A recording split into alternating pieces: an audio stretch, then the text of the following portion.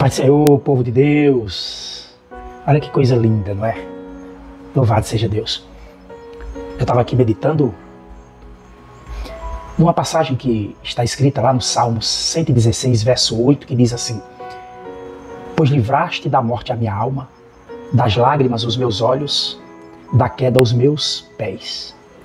Alguns estudiosos atribuem esse salmo ao rei Ezequias, o piedoso rei de Judá, que governava Jerusalém quando o Império Assírio conquistou o reino do norte. Alguns anos depois, o exército assírio sitiou Jerusalém e o comandante assírio deu ordens expressas a Ezequias para que ele se rendesse, lhe dizendo que seu Deus não poderia livrá-lo das suas mãos. Como se não bastasse esse cerco de um poderoso exército inimigo, a Bíblia diz que Ezequias adoeceu mortalmente e o profeta Isaías foi enviado ao rei para dar-lhe um recado urgente: ponha em ordem a tua casa, porque certamente morrerás e não viverá. Você conhece essa parte.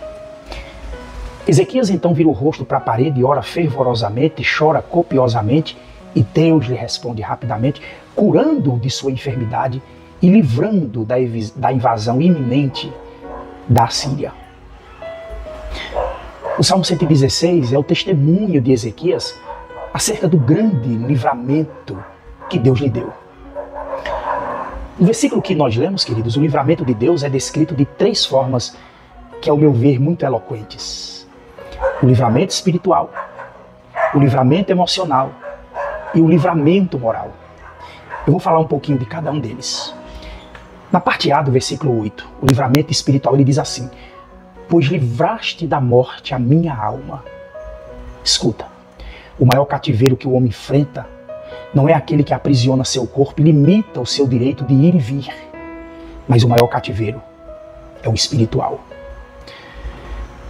A prisão espiritual encerra o homem numa masmorra de trevas sobre as algemas do pecado.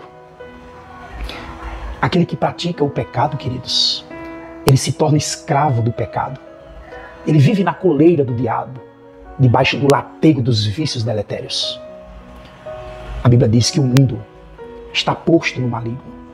O príncipe da potestade do ar atua nos filhos da desobediência. Isso é Bíblia. E esses vivem na casa do valente, na potestade de Satanás, no reino das trevas. E olha, a menos que Jesus, o mais valente, resgate-os da casa da servidão, permanecerão debaixo do tacão cruel desse feitor de escravos, chamado diabo.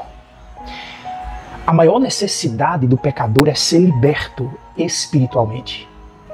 Agora entenda uma coisa: essa libertação não se alcança por meio de ritos sagrados, nem pelo expediente de esforços humanos, porque somente Deus pode libertar os cativos e tornar o homem verdadeiramente livre.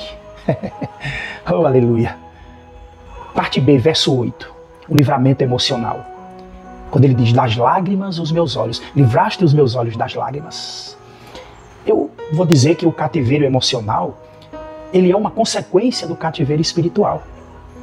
Porque, queridos, o pecado, ele é a causa do maior sofrimento humano. O pecado, ele é maligno, maligníssimo, posso até dizer assim, né? Ele é pior do que uma prisão. Ele é mais devastador do que uma enfermidade. Ele é mais dolorido do que a pobreza mais extrema. O pecado, ele é pior do que a própria morte.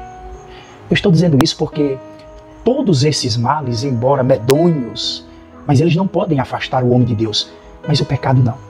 O pecado afasta o homem de Deus no tempo e na eternidade.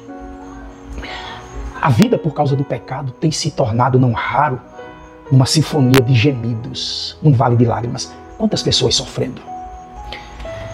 A cura para esses tormentos da alma não é encontrado nas taças borbulhantes dos prazeres desse mundo, como muita gente pensa. A libertação do sofrimento emocional, ela também não se encontra em técnicas psicológicas e nem mesmo em remédios terapêuticos. Não adianta procurar lá. Somente Deus pode enxugar dos nossos olhos toda lágrima. Somente Deus, querido, pode aliviar a nossa dor, livrar os nossos olhos das lágrimas. Aí na parte C do versículo 8 ainda, o livramento moral, quando ele diz assim, da queda os meus pés. Escuta o que eu vou te dizer. Desde que o pecado entrou no mundo por um só homem, a Bíblia diz que todos se tornaram pecadores. Não há homem que não peque. Todos nós tornamos-nos vulneráveis. Não podemos ficar de pé, escorados no bordão da nossa autoconfiança. Não. Somos fracos, queridos. Se Deus não segurar as nossas mãos, nós caímos fragorosamente. Deus nos mantém de pé, ou então nós tombamos vencidos pelas tentações desse mundo.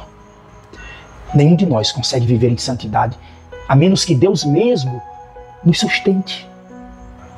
Sem a assistência da graça de Deus, todos nós estaríamos em um lamaçal. Ouso a dizer mais ainda, sem a ação restringidora da graça, todos nós fracassaríamos grandemente. É Deus quem nos sustenta. É Deus quem nos mantém de pé. É Deus quem fortalece os nossos joelhos trôpegos para não tropeçarmos. Escute, é Deus quem nos livra do mal. É Ele que não permite que os nossos pés resvalem. Só de Deus vem o nosso livramento espiritual, emocional e moral. Deus abençoe a tua vida, a paz do Senhor, saúde e paz.